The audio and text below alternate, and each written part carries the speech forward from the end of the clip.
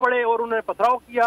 Police की जानिब से भी बड़ा शदीद पथराव हुआ, लेकिन पाकिस्तान तहरीक इंसाफ के कारकुनान इस चीज में कामयाब हो गए कि अब वो गेट के पहुंच गई।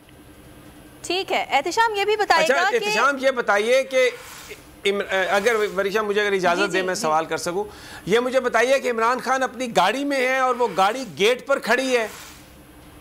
जी समी साहब, इस वक्त इमरान खान जो इन्होंने एक कंटेनर का बड़ा आधा किलोमीटर का एक एरिया बनाया है कंटेनर के साथ, ताकि कोई भी अंदर दाखिल ना हो सके। इमरान खान जैसे ही उसमें एंट्री पॉइंट पे पहुंचे, पुलिस की जानिब से पथराव और शेलिंग का आगाज कर दिया गया, क्योंकि पुलिस की जानिब से ये कहा गया था यहाँ पर मौजूद अफसरान के एक इमरान खान को अंदर जाने देंगे, सिर्फ इमरान खान को अकेले।